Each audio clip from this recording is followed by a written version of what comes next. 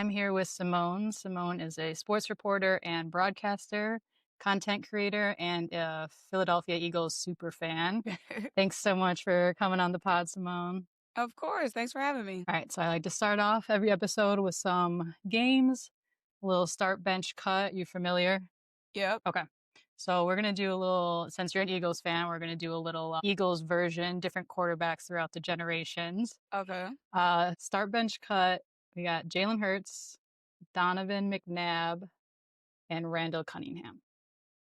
So Jalen Hurts, only one who's won a Super Bowl. So Jalen Hurts starting, Randall Cunningham benching, and McNabb cutting. Sorry. Okay. I'll be honest, I don't really know the other two. I had to do a little Yeah. bit of research. Is there a reason you were like, McNabb has got to go? Well, Randall specifically, like he had a lot of like history, you know what I'm saying? Like, especially for the time that he was playing, like it wasn't a lot of black quarterbacks at the time. Like he was really a pioneer in the time that he came up. So he paved the way for McNabb. Jalen Hurts obviously a Super Bowl winner, so start. And McNabb just kind of, in limbo. Okay. That makes sense. Yeah. So next we're going to do lover or hater. There's been a bit of controversy on the replay rule within the NFL, which has been going on for a while, I believe. So lover or hater of the replay rule controversy. I like it so far because for the most part, it speeds things up.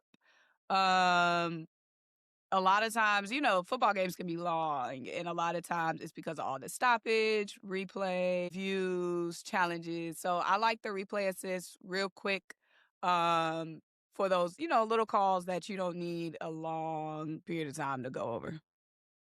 Yeah, I noticed with football, I'm obviously more of a basketball girly. The podcast is called Hoops and Healing, but when I have watched football and I've played a little bit of flag football just like as a side hobby, there's a lot of standing around Yeah. that I wasn't used to. Like a lot of, like Yeah. you said, stoppage and just not as like technically as fast paced as Mm-hmm. basketball. Absolutely. Yeah. And then there's like a million different rules too. That's It I is a could not lot. keep It's a lot of nuances for sure. yeah. Who is winning regular season MVP this year? I feel like right now it's all pointing towards Matthew Stafford because he had such a hot start to the season. So I feel like he built up like a real strong case early in the season, and nobody else has really like caught up.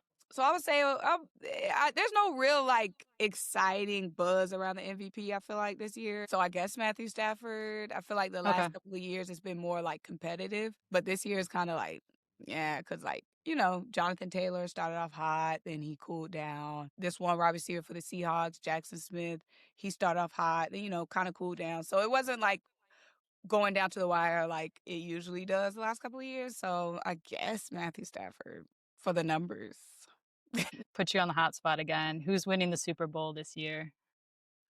Oh, that's so hard too because like this year is no like one dominant team. Like at this point last year, like it was the Eagles. Like there was like a clear team that kind of like ran away with it. Like when the Chiefs were winning in their dynasty time, like it was like clear front runners. You know what I mean?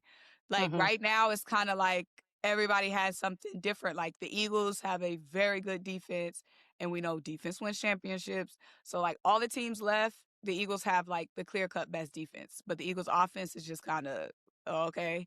But then you have like the Bears who have a fire offense, but their defense is atrocious. Same for the 49ers. So it's kind of like, honestly, we got to wait and see. But of course, I would put my money on my Eagles. But it's just like, I have no clue right now. I don't know who is going to come out of either conferences because it's just so, like, all the teams are kind of like this. Like, they're all right Neck and neck.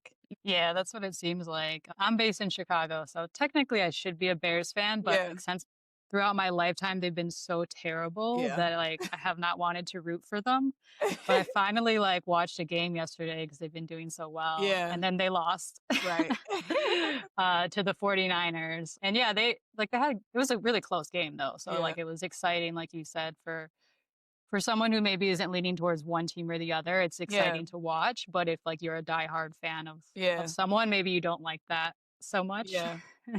No, I've it's definitely watched, been an entertaining season, like, they've done a great job this season. It's definitely been entertaining because, like, even when like, if the Eagles lose, like, I'm still gonna be highly entertained because it's a lot of competitive teams, so it's gonna be entertaining regardless. yeah, absolutely. All right, so we've talked a lot about how you're an Eagles fan. Can you tell me a bit about the story of how you've been an Eagles fan and what that experience has been like for you? Yeah, so you talked about the Bears, like, losing most of your life. That was pretty much me. We didn't win our first Super Bowl until 2017. So I was at college at the time, so pretty much like my whole childhood, I wasn't winning anything. So I definitely had to stay down till we came up. Like we were always like a competitive team, you know what I mean? Like Hmm. we would make the playoffs, yada yada yada. But it wasn't like, oh, we like right this era of Eagles football is like we're down. You know what I mean? So yeah, this past shoot, Jalen Hurts era has been amazing. This Jalen Hurts Knicks era, but no, throughout my whole life, it's been fun being an Eagles fan because, like I said, the Eagles always stay competitive. Like you see them teams that's like they ain't made the playoffs in 15 years. Like they ain't made the playoffs in 8 years. Like that was never my experience with the Eagles. So it's been pretty positive overall. Yeah, a lot of my family members are Eagles fan. My granddad was an Eagles fan. So it's just kind of, you know, trickle Were down. you born in Philly then, or? No, I'm actually from DC. So Okay, a lot of my okay, family is Commanders fans. But pretty much back in that day, we didn't have national TV. So they just had the local TV, which only played games in their region. So they only got NFC East games. So like everybody in my family is either a Dallas fan, Eagles fan, Commanders fan, or Giants fan because that's all they had on TV before we got national TV. interesting. Yeah. Okay. Yeah, I like what you said too about how like your team can be down for many years, but eventually like they will win. Mhm. Like the Bears have been bad for a while and now Bears fans are going crazy. Like the Yeah. Cubs, for example, like they didn't win the World Series for a century. And then they finally broke that curse. So hopefully it's not that long, but Right. okay, and you've actually met Jalen Hurts twice. I saw follow you on social media. So Yeah. what was your experience like meeting him and then kind of how did that come about? Yeah, it was crazy because Jalen, he be in his own little world. Like, so I've met a lot of people, like I've met a lot of Eagles players, but like Jalen moved different. So Hmm. it was crazy meeting him because he has like a persona, you know what I mean? Like, uh He's very private, right? yeah, very private. He has like a certain like he's very private and then he also like he moves different than everybody else. So the first time I met him was at the women's final four. So it was actually a surprise because my mentor, LaChana Robinson, she has the same agent as Jalen Hurts. Oh, Nicole Lynn. So Nicole Lynn, when we were at the Final Four, she was like, "Oh, LaChina, Jalen Hurts is gonna be here tomorrow. Boom, boom. Love for y'all to meet." So basically, LaChina ended up surprising me meeting Jalen Hurts because it was her meetup with Jalen Hurts through agent Nicole Lynn. So that That's was, awesome. yeah, that was crazy. Very, very, very surreal. Pretty much in shock, but trying to keep it cute. Uh, Yeah. Calm, cool, um, collected. Yeah, yeah, yeah. So that was crazy. And then so that was 24? And this was women's college Final Four? Mhm. Okay. Cool. I didn't know Um he went to like a women's basketball game, so that's really cool. Yeah, he's a big supporter of women's sports. He don't pop out a lot because again, he don't pop out many places a lot. But I never really figured out 1,000% if Deuce Staley is related to Don Staley. I don't think so. Mm, But Deuce Staley is like an Eagles legend, and he has a relationship with Jalen Hurts. So Jalen was at the game with Deuce Staley. Now Don Staley was playing obviously that Final Four, so I didn't know maybe Deuce is related to Don somehow. I was doing my Googles, but I couldn't really track it down because I was okay. trying to figure out the same thing. I'm like, why this game he come to? Um, but I'm thinking it has something to do with the Deuce Daily thing, Okay. but We'll can't have to confirm. do some more investigating to Right, figure that out. right, but I can't confirm nor deny that fact. Um, But otherwise, oh yeah, so the second time was at training camp. So like the Eagles had like a influencer day at training camp, and then they surprised us at the end with meeting Jalen Hurts. So yeah.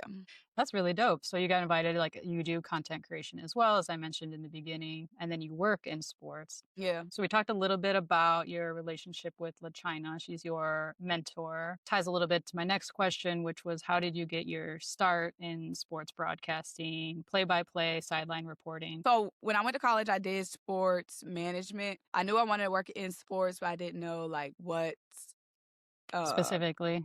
yeah. So with sports management, I got to do all different kinds of things, get exposed to all different types of things. But it wasn't really until like I was graduating that I was like, you know what, I might want to do sports broadcasting because, it seems so unattainable. I'm like, why am I even gonna be fooling with that? Like I gotta make some money, okay? So that's why I wasn't really like taking it serious. So I ended up moving to Atlanta after. So I went to NC State in Raleigh, North Carolina. Then I ended up moving to Atlanta immediately after graduation because if I was gonna work in sports, I needed to be somewhere where it was a lot of action going on. So I was choosing between like Atlanta, DC, but I ended up choosing Atlanta. So once I got to Atlanta, I just kind of got exposed to the industry just a little bit more because, as you know, it's a lot of media professionals that live in Atlanta. So just being in Atlanta is kind of like I was seeing, oh, this is achievable, this is attainable. So I started writing for the newspaper, the Atlanta Voice, covering Hogs, Georgia Tech, some college football. And yeah, so when I would go to those games, just networking, talking to people, meeting people, getting like little gigs with other outlets, like from people that I would meet while I was there. And then it kind of just really just kind of like snowballed. I started doing my own content. Then I started more and more like on camera opportunities, pretty much. And it kind of just like, snowballed. But pretty much just put myself out there, showing up to events, talking to people, meeting people, shooting my shot. leaving the house? Yeah. Yeah, right, pretty much. When you say writing, were you like writing articles Yeah. or were you writing for like on air talent first No, so or I was writing articles for the newspaper. So basically okay. like feature stories and like game recaps, pretty much. That's really cool. I had the chance to talk with Mina Kimes last week. I'm sure you're familiar with Yeah. her. And she said the same thing. She started off as a writer and then later just kind of on air, she said just kind of happened for her. That wasn't like Yeah. her initial plan. So it's interesting that maybe that's a really common route is to start off as a writer first before on air. Yeah. I've seen the reason why I started writing is because I saw a lot of people had that path. Renee Smith was a writer. Jamel Hill, she was a I writer did not know originally. that. Yeah. Yeah. So that's why I was like, you know what? Maybe I'll start off writing. That's really helpful to know. Yeah. So you do play-by-play football broadcasting. What do you enjoy specifically about play-by-play? And then are there any like specific challenges that stand out to you when doing play-by-play reporting? Yeah. So I'm new to play by play. So pretty much everything I'm doing right now is like I'm soaking up stuff, learning. Because I feel like Yeah. play-by-play could be it's obviously very different than like sideline Yeah. reporting or studio hosting. Mhm. Um, the biggest challenge is like keeping up with everything because like when you're on the power play, you're like literally steering the whole ship, managing literally everything, updating on everything, like every single piece of knowledge that the viewer should know. Like you got to be letting them know every gosh darn thing. So really, just like not get overwhelmed and making sure like you giving all the information, substitutions, the penalties, like when the refs are discussing stuff, knowing what is going on, just anything, like everything in the game, the advertisements or like the sponsors going in and out of break, making sure your color commentary is getting their time. So it's just a lot of to manage versus like sideline where it's like only thing you worried about is coming into the game with some stories and finding time to tell them stories. Like you're not doing nothing else outside of focusing on getting your stories in and doing your interviews. It's just like, you kind of like self managing. You know what I mean? I don't know Yeah, if that's the right yeah, word. But like with play yeah, by play, you got to keep up with so much. So it can be overwhelming. yeah. Play-by-play honestly sounds like the most difficult. Yeah. Because like you said, like you're talking the whole time. You have to know Yeah. your stuff, and then yeah, it's a long like the whole game. Yeah, Whereas it's the like whole game. sideline reporting is like super quick. Like you're sometimes on for like what 5, 10 seconds. Mhm. It can be super short. Yeah, and with the sideline, like, you're honed in on, like, a specific area, like, if it's an injury, go get that injury update. You know what I mean? If they're talking about someone on the broadcast and you might be able to get that knowledge on the field, go get that, and then your stories, and then your interview, like, you're, like, on a little quest of your own, but, like, with play-by-play, it's like, it's just so much it's just so much. You don't have to manage everything as sideline. But the thing I like about play-by-play is it's like a double-edged sword, but you are controlling everything. So controlling everything has its pros and its cons. So it has a lot of cons being in control, but it does have some pros, which is one thing which is like sideline, you have absolutely no control. Like you begging to get on most of the time. Like you want to make sure you get your story in. You're like telling them I got something. You're like waiting. Like you have no control at sideline, which is one thing that I don't like about sideline and that I actually like about play-by-play, which is at least, if there's something I want to get in, I know for a fact I'll be able to get it in. If there's a story, I know for a fact that like I can get it in. Also, like with the play-by-play, actually doing the game calls is fun, a lot of fun. And then like, you can inject your personality obviously in the play-by-play a lot more than sideline. So I like that as Yeah, I've definitely seen your TikToks where you incorporate like well. trending dances, audios, keeping it fun. Yeah, for sure. I think it's good because people like listening, watching the game, they're there to be entertained. Yeah, fact. Okay, so we talked about how you do play by play, you do sideline specifically for the NBA G League, correct? Yeah. Okay. What's your favorite one to do? It's hard because they both like two different things. I really like interviewing. So, like with the sideline, I really like the interview aspect, like the halftime interviews, especially after a big game, like post game interviews. So, that's one thing that I don't get at play by play that I get at sideline is the interviewing. Also, with sideline, I like being in the mix. You know what I mean? Like you in the mix. You seeing everything, you in the huddle, you getting all the drama, the tea. You know what I'm saying? Yeah. So like I really like being in the mix on the field, on the court, like, you seeing everything. Versus play by play, you stuck in that seat. So it's kinda like, you know what I mean? You're Right. not you're not as much in the mix. But with play by Mm. play, like I said, I like, being able to control the flow of the game. I like knowing for a fact that I'm gonna get my 1-2 in. I also like the conversational aspect of play by play because you having that combo with your color versus with sideline. You do your little combo, but the main thing is like your report. It's not like with back and forth combo. So Yeah. they both provide different things. So we'll see because I'm still new to play by play. Yeah, with play by play, you're kind of yeah, you like you said, you're stuck in that space. You Yeah. kind of have to hype yourself up. Whereas sideline, like you're in the experience, like you're Right. connecting with the players, you're chasing them down for interviews sometimes. And so like you feel the crowd and everything. So Yeah. I could see how it's Hmm. it's very different. Yeah. So you are somewhat unique in that you do broadcasting and you do content creation, both about full time, right? Yeah. Did you always know you wanted to do the combination of both, or did one kind of just follow the other? I knew I wanted to do broadcasting, and then I think content kind of just came because like we had our big boom like a content in like 2020. So like I knew I wanted to do broadcasting. I think content just came along the way, but now I You feel got like to you go you got ahead. to show off your like broadcasting, women in sports, like you have a story to Yeah, tell. yeah, and then like you can still do what you do when you're not broadcasting. So like you have your seasons of broadcasting. You don't always have a game, boom, boom, but like you can always make your own content. So yeah, and they provide different things like with the content, like you can control everything as far as like creativity wise, what you want to say. It's obviously more laid back than it is when you're broadcasting. So I feel like it's two different things. Yeah, Yeah. definitely.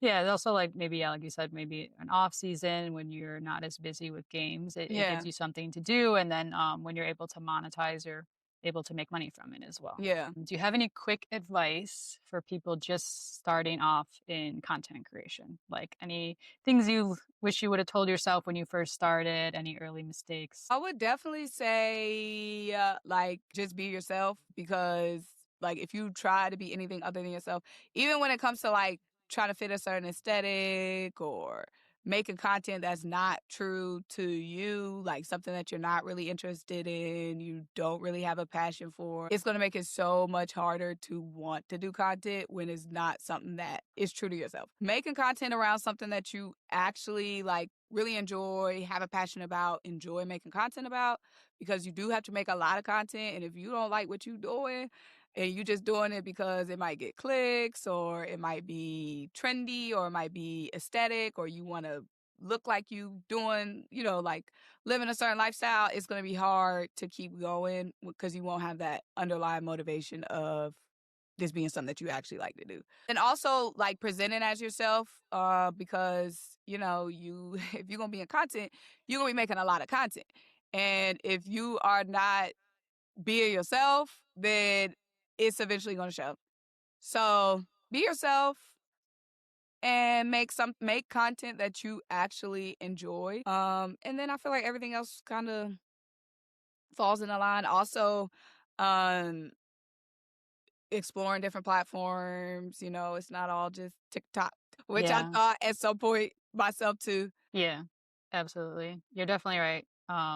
About, just making sure you're being authentic and passionate. If you plan to do it long term, right? Yeah. I think some people are like, "Oh, I'm gonna be an influencer," and then they're like, they burn out. Yeah. So long term strategy, definitely, be yourself. Have a passion for it because it's like a lot of work, and in the beginning, you're doing it for free for a very long time. Right. Right. Unless you're like very lucky, some people I guess can monetize quickly, but I feel like that's very rare.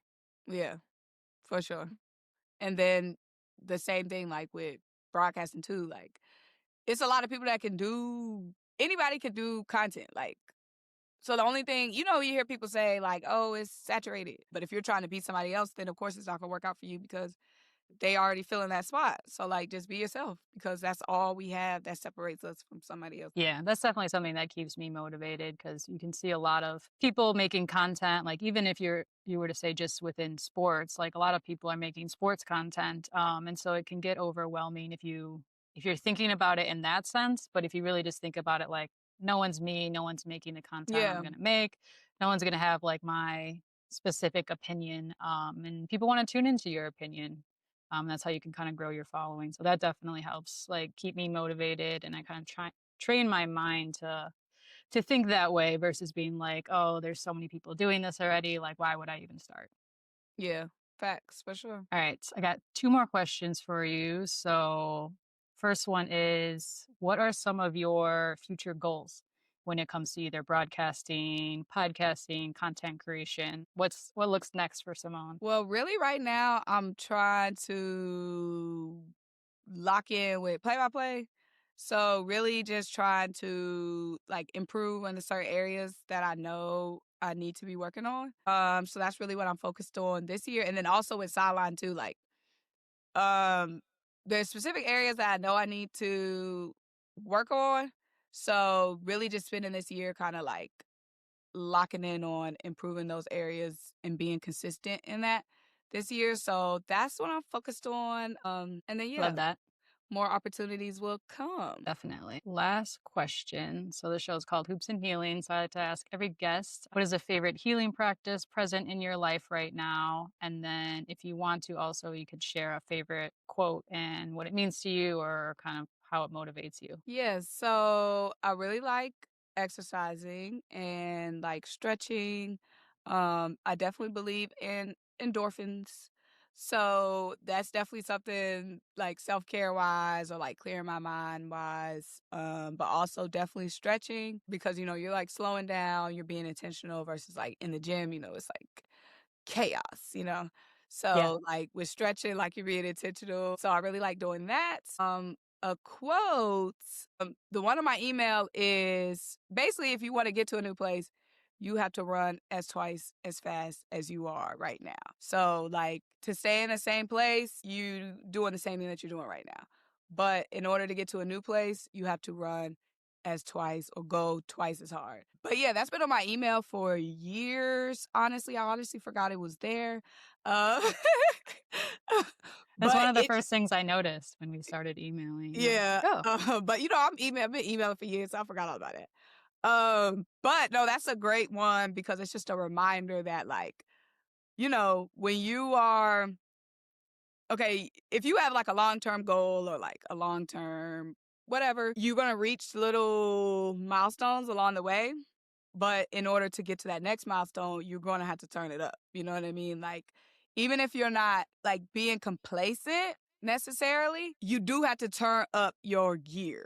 So yeah, that's just a constant reminder of like, okay, this might have gotten me there 2 months ago, but like in order to go to the next level, like you got to keep turning it up. You got to keep turning it up. You got to keep turning it up. Cause you might be like working, and you're not being complacent or lazy, but you got to turn it up to get to the next spot.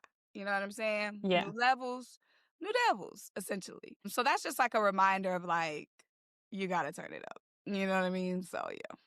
yeah." It kind of reminds me of like, which I've never done, but like training for a marathon. Like Yeah. each week, you're supposed to run further, Yeah. faster. You don't just keep training by running the same two Yeah. miles to get to the marathon. Yeah. So I really love that. It's also like a good reminder for anyone just starting out. Like I'm pretty I sure it think was it, Dr. Seuss who said that.